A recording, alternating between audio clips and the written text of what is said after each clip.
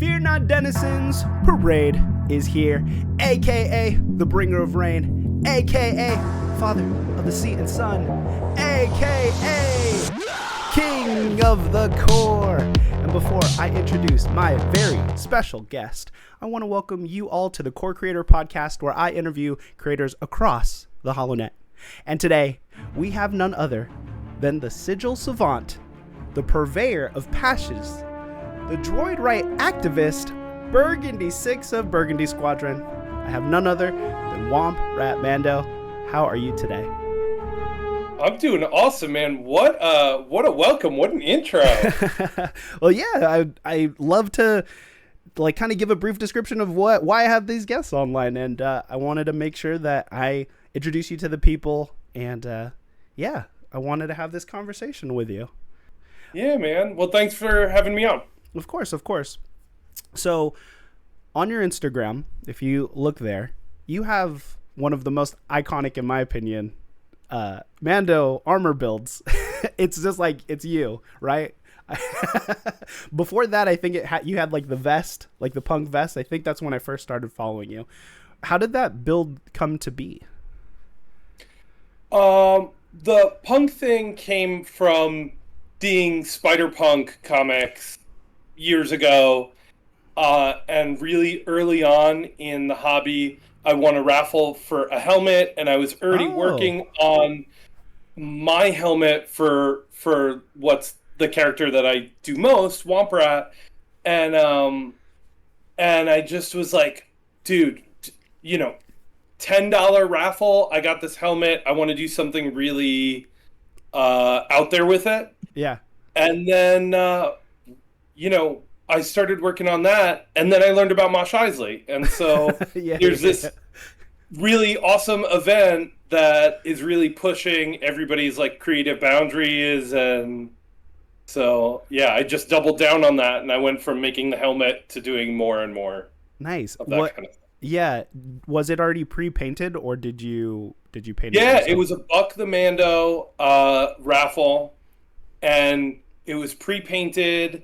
And, I was still unsure of sort of what the rules are in the community. Like, if you win a helmet from somebody, is it okay to repaint it? Is it not okay to repaint it? And also, you learn so much by getting a prop from anyone. Like, you look at it and you're like, what are the layers here? How were things applied? Yeah. It's really cool. I actually just raffled that helmet off, so it's now in another home. Okay. And got to see this really fantastic Star Wars creator did a pinup shoot with it. Oh, and nice. She's got the red dress that matches the red helmet. She's got what were the beer commercials that were sort of shoehorned into Star Wars when it was playing in South American countries in the 1970s, 1980s? It was when they would cut to it, when it was just these weird edits. That one. Yeah. I don't remember the beer, but I know what you're talking about. Or something like that. Something like that. I don't know. Yeah. I might have that wrong, but I think she's got a prop, one of those in her hand. And so it's just cool watching it, on its third life. For sure. But then the one behind you, that's the one you currently rock, right? Yeah. So I knew at the start that I wanted to do something Tatooine and deserty. Okay. I just, that is Star Wars for me, growing up and the original trilogy. You've got stuff in A New Hope and stuff in Return of the Jedi that's happening on Tatooine. That for me was so I just knew I wanted to do something in the desert and sort of base all my choices around that. And in all your or not all, but most of your photos, the ones I like a lot is you have that desert hill that you guys shoot on a lot or do videos. Is that close to your house, or is that you have to travel? Not. So that was a dream photo shoot. The guys from Slimo, who are a hardcore Huttese band, they play in costume. They reached out to me and they said, we're doing this show on May 4th. Would you be interested in coming out and taking photos with us? And so, I mean, that was it. That was amazing. They were there. The guys from Folk the Empire was there. Were Nice. there. Yeah, yeah. I didn't really know anybody that well, but like, me and my wife hopped in the car, drove. I think it was like 3.5 hours to Rhode Oh, Island, wow. Okay. and spent all morning into the afternoon shooting there, and it was incredible. I can't wait to do it again at some point. Um, yeah, they Yeah. really hooked it up with that spot. I Yeah. mean, Like, I remember the shorts you guys did, and dude, that was probably some of my favorite stuff you posted. Just kind of like, yeah. Oh, that man. Western feel. You're just, at pistol level. It was really cool. Seeing what everybody comes to a shoot with, now that I've met, a handful of people from the community in various different places, I'm always blown away because they come with ideas. They're ready to go. Yeah. They have extra props. They have backpacks, Oh, crates nice. full of props, and yeah. That's awesome. Did you have any like costuming past or like cosplay or Comic-Con before? Um, Growing up, I was really into Renaissance Fair. I think that was Okay. my way into costumes, and I've always really liked dressing up. I think that like giving yourself permission to be silly or giving Yeah. yourself permission to not be yourself is really cool. Um, and then, uh, yeah, I didn't have any like serious costuming expertise. Super weirdly and totally separately, my wife was subcontracted to make a lot of parts for the Disney parks costumes. Oh. She's also an artist. She was working for a prop shop for a pretty long time. I want to say like 5-ish years. Yeah. And this prop shop in upstate New York got contracted to make Death Troopers and Vaders for Oh, wow. the park. Whoa, that's awesome. So I feel like I watched, but I didn't get into it until actually one of my high school students. He just every year on May 4th he would come in full costume. Like Nice. nobody else would do it. Yeah. It was just him, and he was like, "I'm gonna do this every year because I love it." Yeah. And when I saw that, I was like, I can't let you do this alone. Like, Right. now or never. I love that. Yeah, one of the offices I worked at, one year they just decided, let's do May the 4th thing, and everyone's wearing their shirts and stuff. And I didn't have like a Star Wars costume that I felt comfortable wearing at work at the time, if I'm remembering correctly. But I felt like just the fandom has kind of grown since the sequel trilogy, and the resurgence of the Disney Star Wars.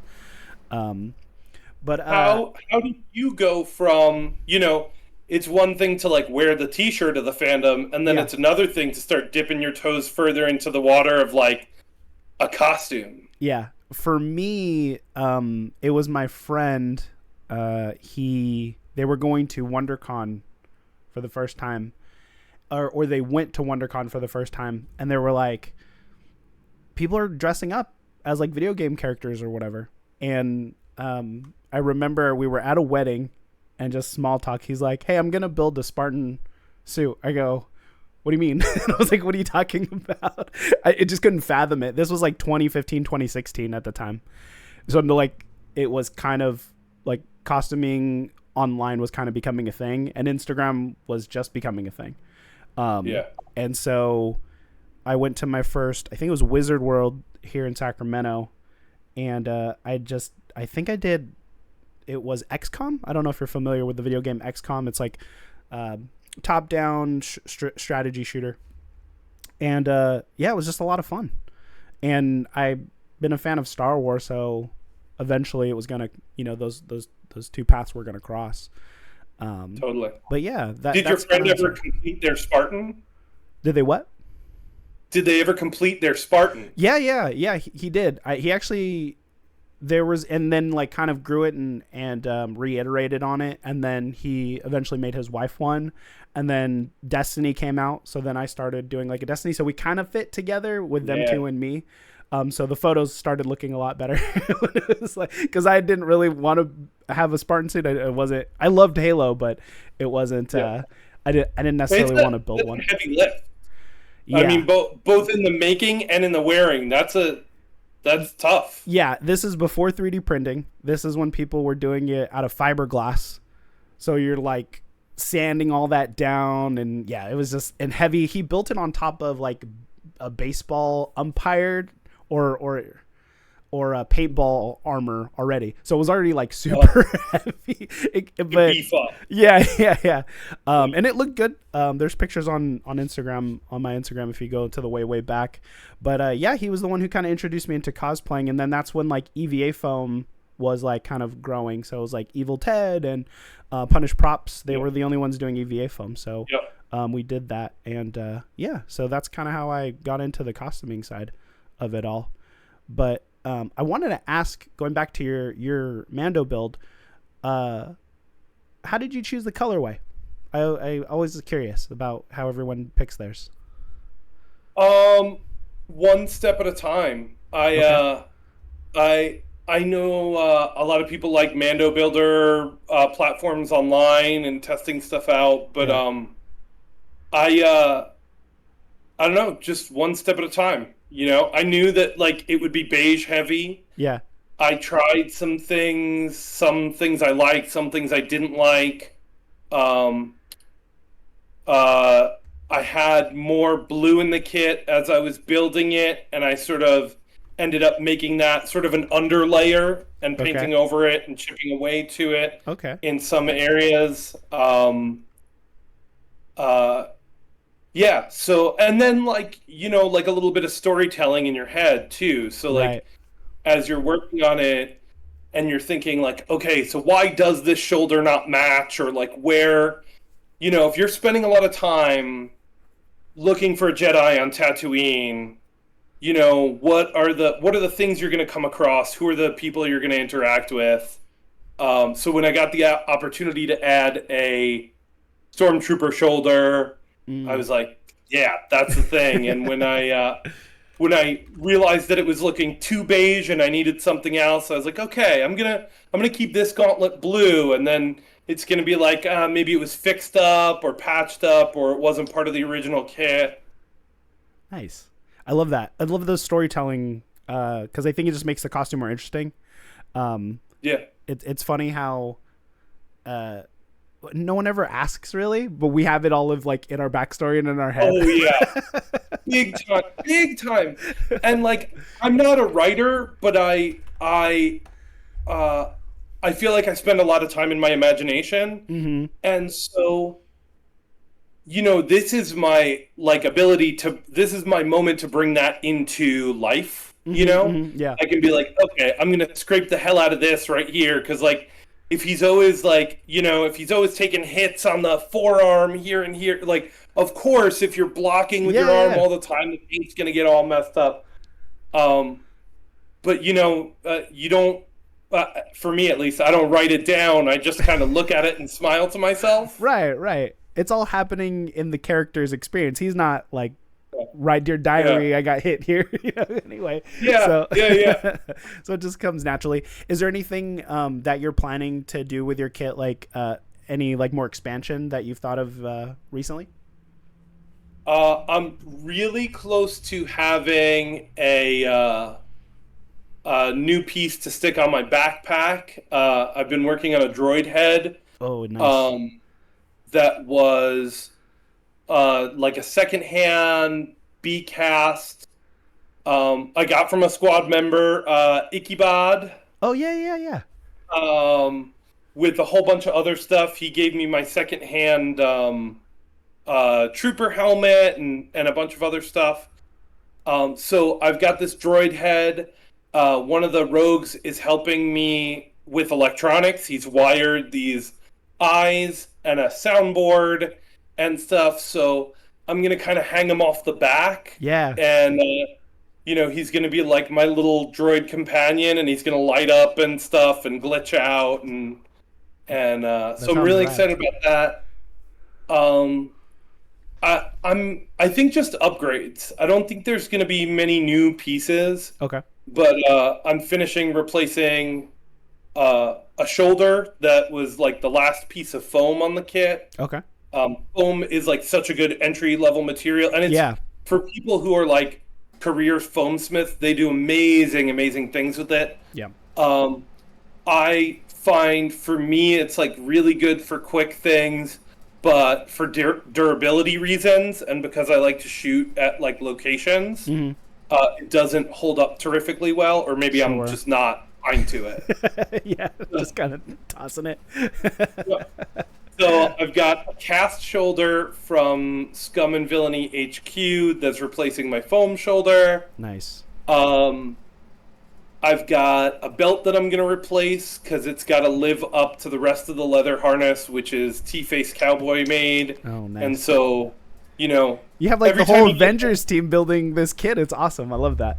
Yeah, what I'm finding is that I appreciate the things other people make for me more than the things I make for myself. Oh, yeah, for sure. I love making, but I'm kind of like not too precious. Like I'll make a knife and give it away, or make a blaster and give it away. Yeah. But like when somebody gives you a really nice piece, it's like, oh, how do I level up to this? Yeah, no, that's awesome. I love that. Speaking of Burgundy Squad, how did you end up finding, or how did they find you? How did you connect with this group? I mean, you know Billy. You had a great episode, by the way, on Off friend the of the show. Rack. Oh, hey, thank you. Super fun to listen to, the back and forth between you guys. Billy is like a champion for like inclusivity, right? Yeah. So he'll reach out to you and he'll say exactly what he likes on a post, and it'll be like the most thoughtful compliment, in the world. And so he's really easy to talk to, bounce ideas off of, and stuff like that. And then the sort of genesis of Burgundy Squadron was very organic. Yeah. And if you were talking to or friendly with any of those people, like Kate, like Billy, I think at the time I didn't know Zach Midrim that well, but maybe we had messaged once or twice. Sure, yeah. You could see, one person would call him Burgundy Leader, and then it was like, oh, I see where this is going, Yeah. Like, I love what he's doing. I see that I see a community building here of people who want to play more in the in-between space and, maybe incorporate costumes into their everyday wear. Yeah. Or be sort of low-key, but still live their fan life. Yeah. Yeah. Well, So awesome. when at a certain point he was like, "Yeah, I think the squadron's going to be a thing. Anybody want a number?" And I was like, like me too. "Sign me up." Yeah, he's like put me in a. He's like we're starting a thing. We're starting an Avengers protocol. I was like, oh, cool, man. He's like, well, pick a number. I go 5. He goes, Midrim will pick 5. I go, oh, okay. I'll pick 8. Thanks a lot, Zach. I have to tell him that still. I haven't got around to. So yeah, we would have been right there. It's so cool. The idea of wanting to be an extra, right? Yeah. Like the idea of wanting to be like mistaken for somebody in the background. When I was a kid, I was in stage crew in our theater program at our high school. And for a while I was doing stage crew at the school where I work. And the want to be a part of something, but not to necessarily need to be in the spotlight, Yeah. Like I love that vibe. Yeah. I think it fits like kind of every vibe, really. If you want to be in the background, you could be in the background. If you're someone like me, I don't mind being in the spotlight. And people who like, shout out to Billy, shout out to Kate. They're always posting something. Like they're like in the forefront of just having something ready to go. Costuming in different genres. It's awesome. But yeah, I think Burgundy Squadron has something special with the group that has been built and what it will become. I'm really enjoying it. Going back, you're actually wearing the shirt, Rogues of Mandalore. You and Billy are a part of it. How did the process of getting in, and what was that experience like? Process of getting in was great. I think of all the costuming groups, like Burgundy Squadron and the Rogues, I feel like they're the most about not being litigious about the letter of the law, but understanding like the spirit of the thing. For sure. I didn't think I would join any costuming groups. Like really early on, I was like, "Oh, I'm gonna be a Mando Merc, right?" Oh, And yeah. then I read the CRLs, and I was like, "Well, I don't know that I want to commit to this material, Right. and I'm not sure that I want such, and this is not knocking their CRLs. Sure. I don't know that I want such." Like boundaries or stringent rules on Yeah, material yeah. building. Yeah, I feel the same. I wanted to be more soft, good, heavy, and less plates. I wanted to have a more asymmetrical build. I wanted Yeah. to, do all these things. And, I felt fine with that. Like, I didn't need to be in a club. I was just like, okay, looking at it, not quite for me. Yeah. Now I've met so many awesome people who are in the Mercs, so many awesome people who have unique kits in the Mercs. Yeah. So I don't know, maybe someday I'll build a approvable kit. I just knew that the kit I wanted to make was not really approvable. Right. Right. And then I had already been talking to Dadbane and T-Face Cowboy and a couple of other people. They were starting up the Rogues, Maxwell as well, another Burgundy member, and it just sort of fit. And anytime I'm an old man, so joining Discord was like really hard for me. Sure. But anytime I would post on Discord, like, I don't know, I have this idea, could it work? Will it not work? People would be like, heck yeah, brother, like make it happen, Yeah. And even when they were sort of narrowing in on their, because there's like a class structure in the Rogues, you can specialize and earn badges in certain areas, right? So, I read the CRL for what they call a heavy, and it was very much cut from the Paz Vizsla cloth, Yeah. big weapons, lots of plates, and I wrote them an email that was like, I think I'm a heavy. I'm not, I happen to be a big person, but I'm not super into a ton of plates. I'm not super into big weapons, but I think that like heavy is a state of mind, like heavy is a person who, like solves every problem by throwing hands. Yeah. Yeah. And that's not who I am in real life. So that's what I want to play with as a character. And they were like, yeah, we see where you're going with this. Cool. Yeah, that's awesome that they could have that flexibility, or even that conversation of like, hey, this is what my character would do. I might not fit the part exactly to, the CRLs, but, you're open for it. That's really awesome. And you can only do that in a group that's small. Right. I think to a certain extent, some things just, like when you're in a small enough group, it's easy to make those exceptions. I'm sure eventually when the Rogues get, bigger and bigger and bigger. Sorry about that. No, you're good.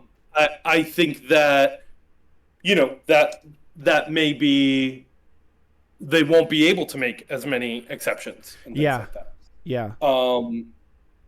But, this can be both a solitary hobby and a very community-oriented hobby. And as we were getting close to Comic-Con last year, and the Rogues started to talk about how many people were going to go to Comic-Con, who's going to meet up, and stuff like that, I started to get really hyped to have found a group to be a part of.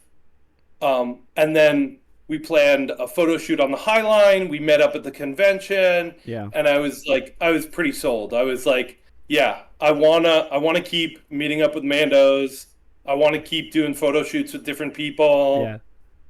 Yeah. That's awesome. No, that's really cool, man. It's all about community, right? You find some, like we have with Burgundy Squad, you just find like-minded people and it just kind of works, right? Everyone's just super encouraging and positive, and like we're all in the trenches about like creating things, it's like like-mindedness, right? So it's pretty awesome. And and coming from a little bit of a like fine art background,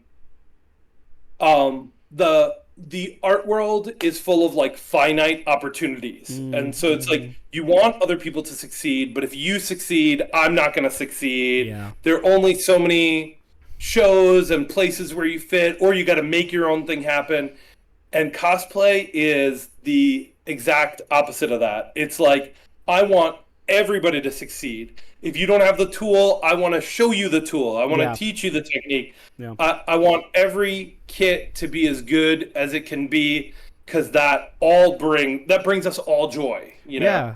Yeah. I mean, it's awesome to see someone else's build and go like, dude, this is really cool. You know, it's like, you don't have to, you know, cross your arms and be like, oh, that's cooler than mine. You know, like there's room for different things. And I think that's why I like your build so much, because it's different from most other Mandalores I've seen, and not in like any like bad or good way, but like even your backpack, it's not in most of your shots because you're usually facing forward, but I've seen it and I'm like, dude, because I have like, I put my, actually it's back there.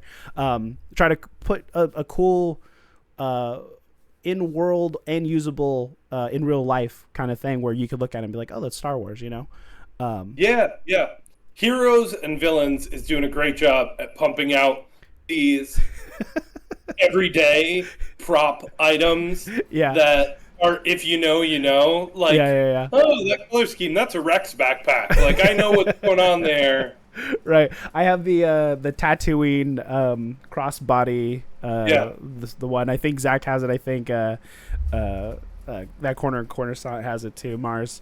So we all rock that. That was my my Disney one. Speaking of Disney, so you went to Disneyland and you were posting a bunch on your stories, and you said that it was your first time. Did you go to Disneyland or Disney World? I went to Disneyland. And this was your first time ever?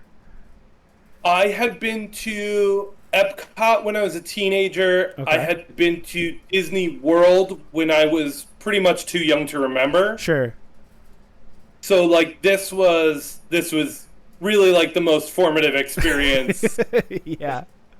This is where I have all my opinions from, this visit. Nice. Okay. So, what was it like? I mean, I've been to Disneyland a good amount of times. My family at one point had a key, and I would just be like, yeah, just go without me. I've kind of done everything. And this was before it was like Star Wars, Galaxy's Edge and everything like that. But what was it like for your first time? Like, even just planning it, was it like family vacation, or were you like, I really need to go to Galaxy's Edge before I pass away? I don't know. Before the excitement destroys all the serotonin, like before the brain eats itself. I think the decision to go came unfortunately too late for Star Cruiser. Okay. When Star Cruiser, when they announced it was closing, I felt deeply disappointed, because I felt like, it's expensive. It's a one-day thing. I'm not, I don't have the money for that. Mm-hmm. And then when I found out that it was closing, it was like, dude, you could have gone. You waited too long. You, my wife and I, we don't like prioritize vacation or things like that. She's from the West Coast. We live on the East Coast. We travel back and forth to see her family. Okay. And so that's sort of like, it's sort of like we're kind of between Seattle and New York, ping-ponging back and forth. Yeah. And we never go like, where do we want to go? Right. So I was like, all right, I didn't get to do the Star Cruiser. I really got to check out Batuu. It looks like everybody who goes has a blast. And so we started to plan it, and we were very fortunate. Her parents, who have been paying into like one of these timeshare systems for a million years, when they found out what we wanted to do, they were like, "Oh yeah, we'll take care of it." And so it felt like being a kid on vacation. Yeah. So we took a train from Seattle to Los Angeles just for fun. Yeah. And we stayed in Anaheim, and we were in Anaheim for a week, and we did 2 days in Disney. Okay. And then we did some hanging out. We visited Scum and Villainy and met up with a bunch of LA costuming people and saw some old friends. And, Nice. Yeah. And yeah, it was really cool. Okay, so what was your Disney plan? Where you're like, I'm just Galaxy's Edge all the way, or we're gonna hit up some rides, we're gonna get some food, we'll do the whole Disney, like regular Disney experience. Like, what was the game plan? The thing that I cared about the most was Galaxy's Edge. Of course. There were all these nostalgic things that my wife wanted to do because she grew up being able to, like her and her friends would drive from Seattle down to LA for like a long weekend and just like do a Disney thing. So she has a lot of nostalgia stuff that she wanted to do. Yeah. I'm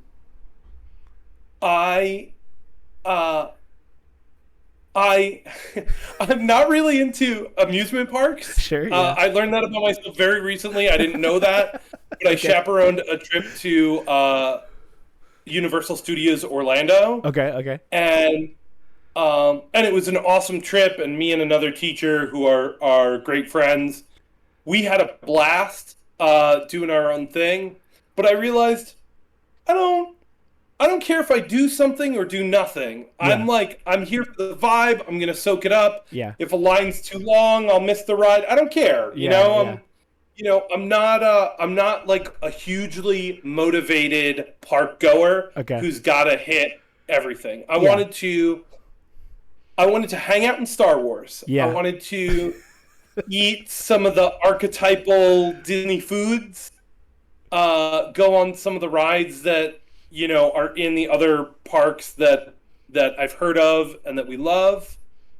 I thought maybe I would buy a droid or build a lightsaber. I ended up not doing either. Okay. But yeah, so we went in expectations low. Okay. Whatever we do. And then we ended up being like, dude, Batuu makes the whole rest of this experience seem like clown shoes. Like everything in Galaxy's Edge is so thought out and perfectly placed and marketed, and the lines are fun to be on. Yep. The experience of getting just like a Ronto wrap is fun, So we ended up spending the bulk of our time there, and then satelliting out to do other things Pirates or Thunder Mountain Railroad go into those other things. But we were really pretty Star Wars centric, and then we were on the hunt for specific food items recommended by Burgundy Squad members. So, nice. Before I forget, which entrance did you take? Did you go the back way through the Rise of Resistance side, or did you go up through the droid side? When you got there, the back entrance was closed when we were there. Oh, interesting. So we went from the other side. So the first thing that we came up to was under that big archway and the droid building area right there. Yeah. And then just so inconspicuous. Off to the right. Just so inconspicuous. It's just like, this is Star Wars, really. It's just like this one wall with 5 droids. Yeah. Yeah. How did you feel? Go ahead. It was even just seeing it though, or seeing Arabesh written on a wall. Yeah. I was like, "Ooh, am I home?" Yeah. You are. We all are. What did you feel when you saw the Millennium Falcon? Anything? Oh man. Yeah, a ton. So many people told me I thought I was gonna cry because so many people were like, I saw it and I teared up. Right. I couldn't, as somebody who loves making stuff, I just couldn't stop thinking about how artists got paid to make every part of everything. We'd be online for Rise looking at helmets that were customized, or there was some upside down Arabesh on one of the pilot jumpsuits. Oh, interesting. And I was looking at it going do they know that was upside down? Like who got paid to do this? Yeah. who thought about this color scheme? Who dirtied up this trash can? Yeah. You know, I'd be like, oh man, that storage box is a sewing machine case. And then my wife would be like, no, actually, you can tell they made a mold of a sewing machine case. And then, they just pumped out, a dozen of those. And you can see here where it was molded. And, yeah. Your wife's a smart cookie. I would have never thought of that. Yeah. Oh, man. She's smart and cool and very talented. She's a badass feminist fiber artist. And nice. I sit in the garage and make space props. So, did you pick up anything, like any souvenir that you really liked from Galaxy's Edge? You're like, yeah, I got that. Not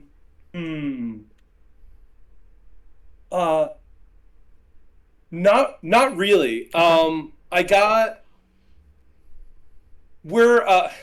This is so. All right, we're two artists, right? Yeah. We're really picky about the aesthetics of our home. Okay. And fair enough. So, while my wife is super supportive, the aesthetics of our house are not Star Wars. Like I couldn't get away with putting up a poster, no matter how cool or artistic it is. Damn.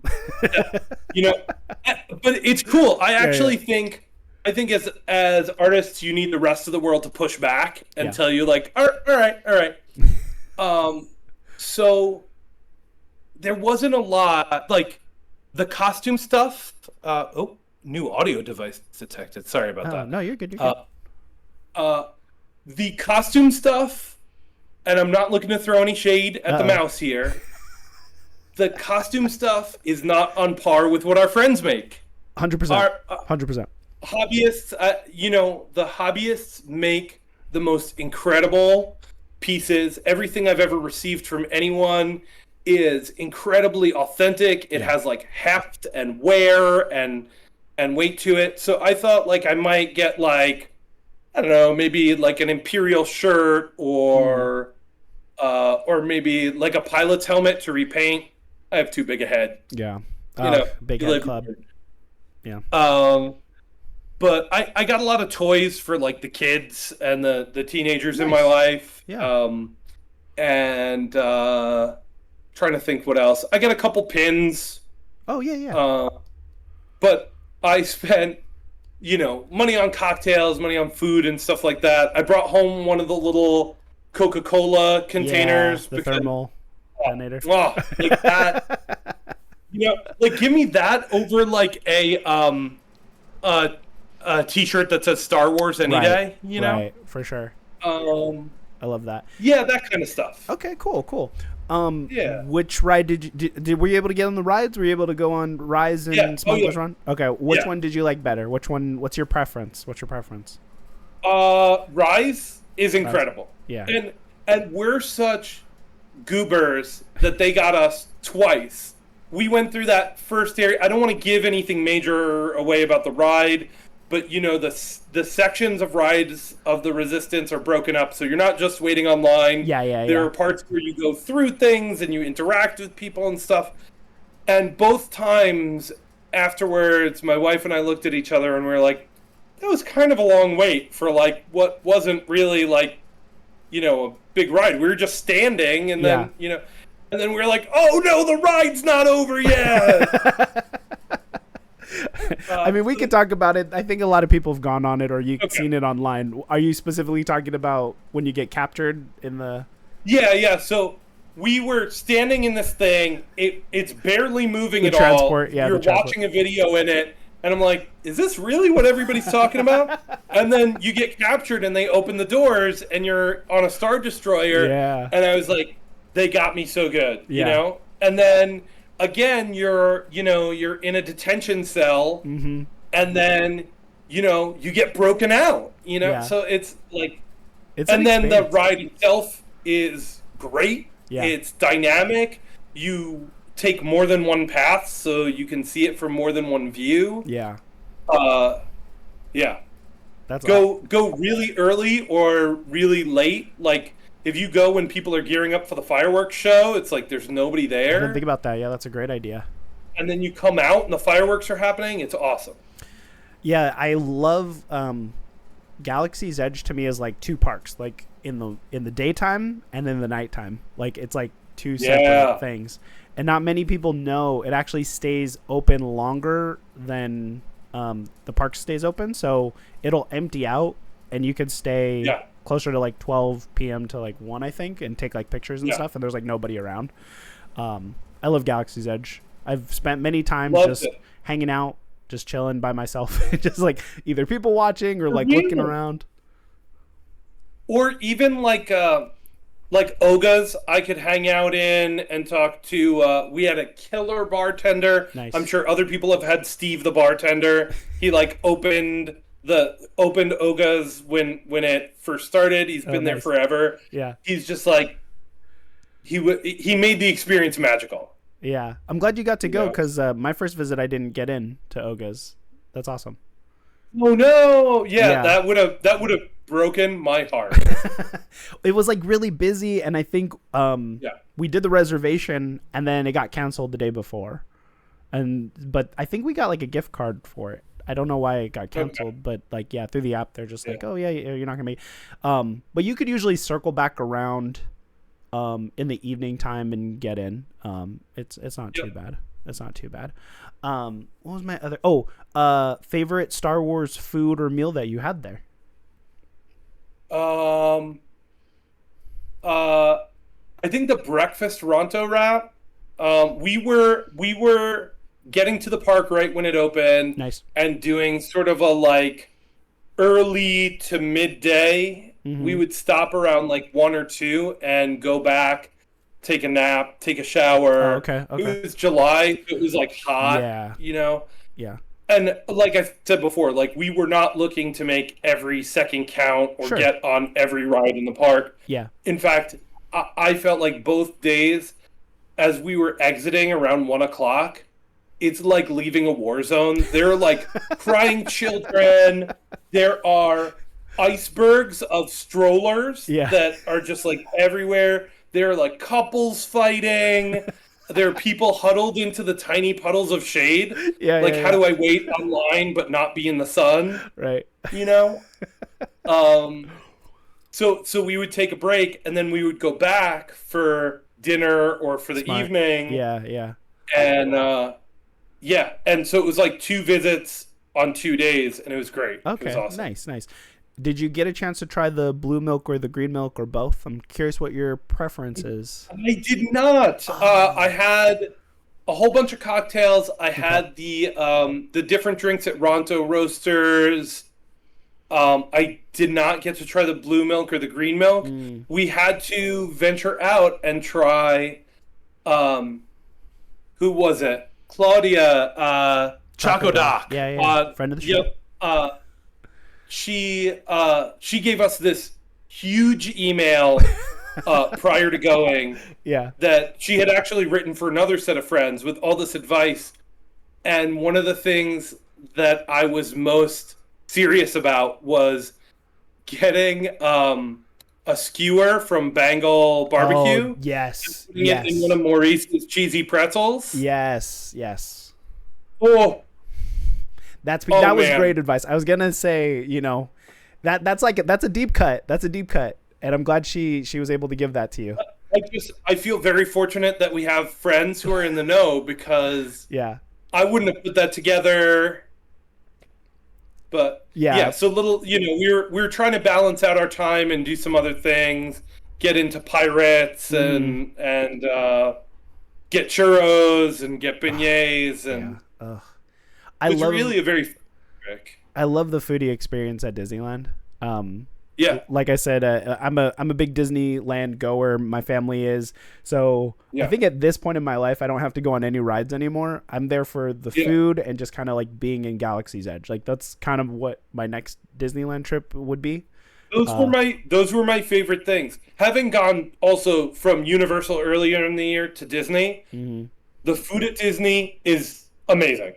Yeah. The food at Universal was garbage, with like 2 tiny exceptions. I kept on being like, I can't believe I just paid $17 for like the worst hot dog in my life, or like a churro that Yeah. I had to break with two hands, you know? I think they have to really step it up because I've heard like the Mario food is good. Like, but I think in Oh, general, because like even if you get a hot dog from Disneyland, it's like really good still. Like it's the quality of it's still yeah, really high. yeah. Um, but you have to if you ever plan to go again. I actually think I was talking to my family. California Adventures food is actually really really good. Wow. Okay. Yeah, the Pim's Kitchen menu is great. I make it a priority to go to the Pixar. What is it called? The Lamplight Lounge. The food is Uh-huh. amazing, and they do drinks to go there. So for brunch, they were trying to hand me a drink to leave. I was like, I gotta walk around the park. I was like, I don't know if I Yeah. can do another drink. But yeah, that would be my. I gotta do like a Disneyland episode with my nephews because yeah, but that Choco Doc shout out to Choco Doc. The Bengal barbecue is a stop for me, but that Maurice the cheese bread, yeah, Yeah, it that's the way takes to go. it up to another level. And uh you said like if you ever go back. So I can say like if if Burgundy Squadron or the Rogues or just any costume folks, if if I can link up a trip with those groups, I'll definitely go back. All I want to do is hang in Galaxy's Edge and take pictures. Yeah, For me, like I think I love the making of like props and costumes, yeah. but the pictures for me are the payoff. On Earth, I'm a photography teacher. Oh, okay, nice. So Yeah, like that's that's the payoff for me. yeah, And I probably don't see myself going back unless it's with people, yeah. take their picture or have my picture taken, because that for me, like that was the best part of the experience. Yeah, that's peak. I mean, the FOMO hits super hard when it becomes Star Wars night, and then Yes. there's like 10 Oh, Burgundy Squad, and then like Holoscans Doug's out there taking those like yeah. epic, like Last Supper type pictures. And I'm like, Yeah. oh. Oh man, hold on. We got to talk about Doug, right? Let's talk So about Doug. first Let's of talk all, about Doug. first of all, the dude is incredible. 100%. He's the nicest guy you could ever hope to talk to. Hate him. But He's too nice. his skills are ridiculous. And Yeah. so I was really hyped to go shoot with him. It ended up not being in the cards. But then he still is like, okay, well, I'm gonna run by downtown Disney, so if you guys are around, let's like, let me just say hi to you. Yeah, yeah, So yeah. like, so like he's got his kids in the stroller, and he's like zooming around, just having the kids there to occupy Yeah, the kids. But he's for like, sure. okay, good, like we got to meet, like Yeah. great to meet you. I felt like he came all the way out just to like bump into us in downtown Disney. Like, what a dude. I know, right? It's like, well, it's like it makes sense because if I mean, he's a local, right? And so Yep. there's not going to be many opportunities to meet each other in person. So it's like, Yep. I mean, especially you said you're coming from the East Coast. It's a 2-day thing Yep. at Disney. You gotta try. So shout out to Doug, man. Shout out to Holoscans. Check out his Instagram. He takes wonderful, wonderful pictures. He's incredible. He's super inspiring. Yeah, I'm poking him. I'm like, you're gonna be the guy who when Burgundy Squad or whoever does a short film. I'm manifesting that for Oh him. yeah. Oh yeah. Because there's too many talented people in this group for us to not do something like that. And they're already like halfway there. Like, what was it, that shoot that they just did at that one spot? I can't remember what it was called. The crossover, the Cantina crossover. Yeah, that stuff was amazing. Whoa. Yeah. That stuff's amazing. I want to ask, were you the inception of the droid zine? Was that you? Yeah. I started reaching out to a bunch of people last winter and Yeah. saying like, hey, I have an idea for a project. I could make it on my own, but I'd really rather like make a community project. Yeah. And that's always been something that's stuck in my brain, is that I feel like Star Wars has not appropriately addressed in any medium what the place of droids in the galaxy are. Like, sometimes they're pets, sometimes they're friends, sometimes they're slaves, and there just seems to be this like sort of like miasma around that. Yeah. And so I thought for my punk character, I wanted them to like champion a cause, Okay. and for that to be the cause. And then totally unrelated, I wanted to make a zine because it had been years since I had made one. And so I just started like poking a couple people here and there. Some people who are really into the costuming scene, a couple people who aren't at all. Sure. Um, and just like every person did such beautiful stuff and took things in such different directions. Yeah, it was like another awesome collaboration between people online. It was such a cool idea. I remember when you guys were like hinting at, oh, there's a secret project, and like just like small sections of the art, and I'm like, what are you guys? What's going on over there? What's going on that side of the galaxy? That was such a cool. Yeah. That was such a cool little thing. Yeah, that's something I'm working on too. I have like another project. It's in a similar vein, not droids, but in a similar vein, where I think it's not been touched yet, and something come out soon. So keep an eye out for that. I want to ask before we wrap up, how did Star Wars come into your life at first? You said you were OG fan. I'm assuming. We would go to celebrate Christmas with my cousins, and every Christmas it was on in the background. Okay. And it was like the adults would be hanging out doing adult things, and the kids would be in some like other room, some den or something, all hanging out on the floor. And then it was always on. So like I have these, for me, all Star Wars is kind of like winter, Christmas nostalgia. Yeah. And then like some fandoms, like you just keep bumping into them the rest of your life. So right. Then when I was a teenager, me and my friends, we would make lightsabers out of just like found objects or broom handles or whatever. Yeah. And like suburban teenagers do, we would like fight with them in parking lots at night, and then, I mean, really nothing until around the time that like Rogue One and The Force Awakens, and when those movies started coming out and it started to become more a part of the populace, or a part of media. Yeah. And then Mando just kicked it over the edge. Yeah. I mean, that first season of The Mandalorian, and especially if you're familiar with like Lone Wolf and Cub, Mm-hmm. or any of these like stories or any spaghetti westerns that right. tropes are drawn from, it was just like, yeah, man, it's Star Wars. It's a space western.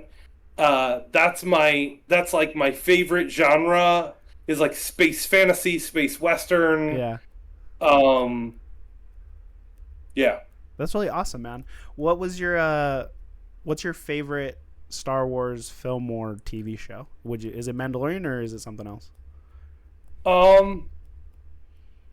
I think it's oh man, I've heard so many people answer this question on different podcasts. Yeah. I've had so much time to prepare for this, and I don't think there's a good answer. Well, it doesn't have to be critically, like, your answer doesn't have to be Empire. It's just your favorite. It doesn't have to be good. No. For different reasons.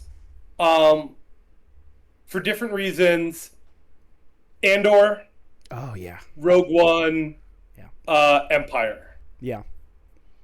Mando's up there too, but it's like Rogue One. I love something that's beautiful and finite and has a beginning, middle, and end, and has great world building and feels like you're not sure where the adventure's going next. So I love that.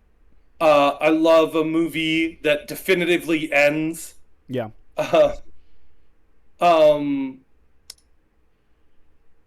Andor, I think, did something incredibly ambitious because, there is a hokiness to all Star Wars, and there is a child, a kiddiness, or like aiming for a younger demographic in all Star Wars, and they went, yeah, we're gonna take away. There's gonna be no lightsabers, no magic powers, and it's gonna be very political. How do you like that?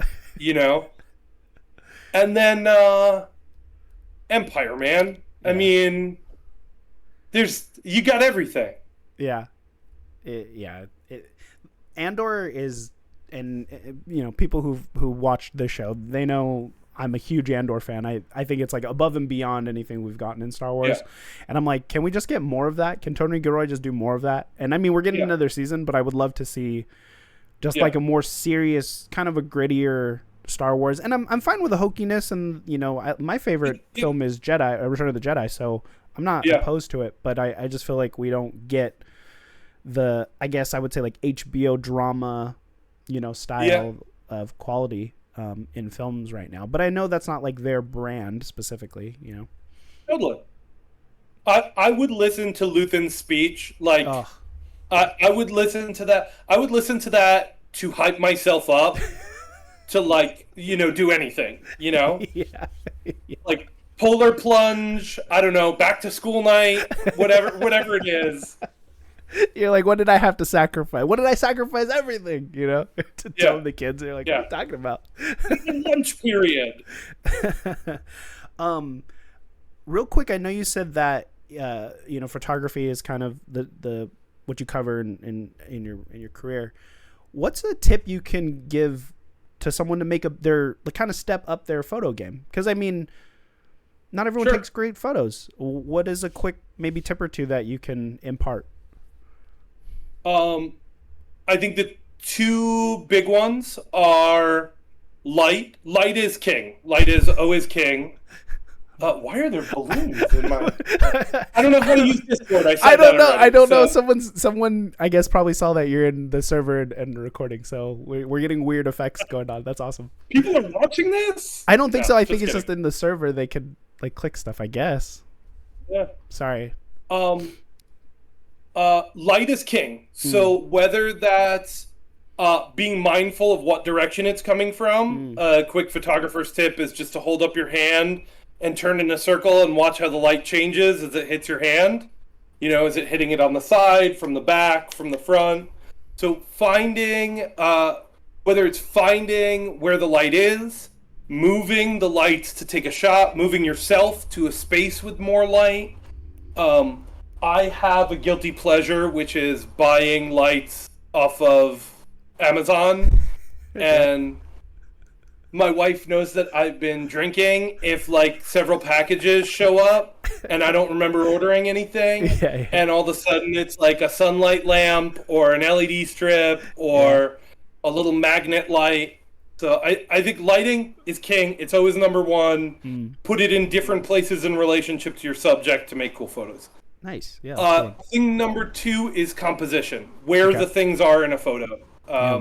Especially in relationship, size, background, keeping things either centered or perfectly off center, making lines either diagonal or perfectly straight. I think all those little things are like composition things that make people's photography better. Awesome. Those are great tips. Well, we're running out of time here. I would like to thank you once again for being on the show.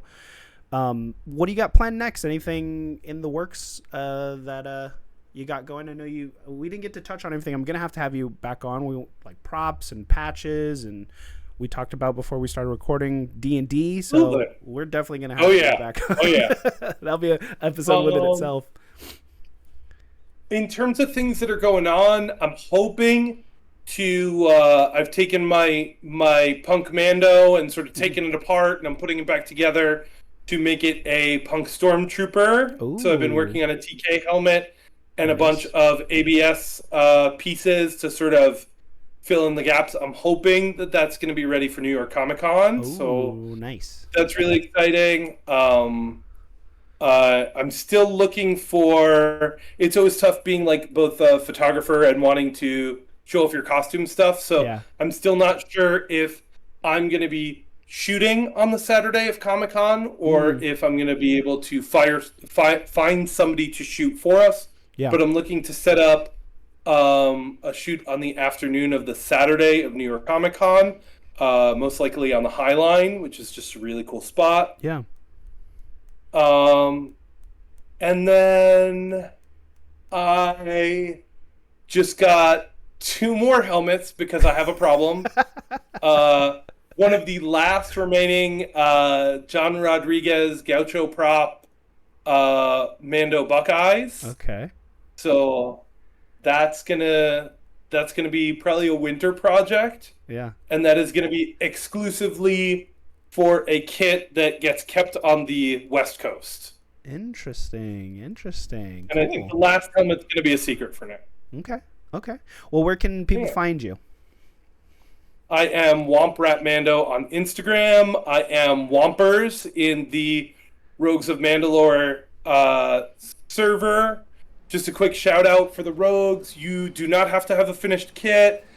You do not have to be going for approval. It's just a tremendous source of knowledge and camaraderie, and there are tons of people who are ready to share their skills and talents and stuff like that. And I post for Burgundy Squadron on Ferrex Fridays. So. Yeah. Well, you can check out me on Rancor and at Parade Runner if you're interested. There's things coming through the pipeline. Please like, comment, subscribe, and show some love to Womprat. It was great to have you on. I appreciate it for the time. And I hope everyone watching has a great rest of their galactic day. Punch it, Chewie! Boom! We're out of here. Burgundy Squad out.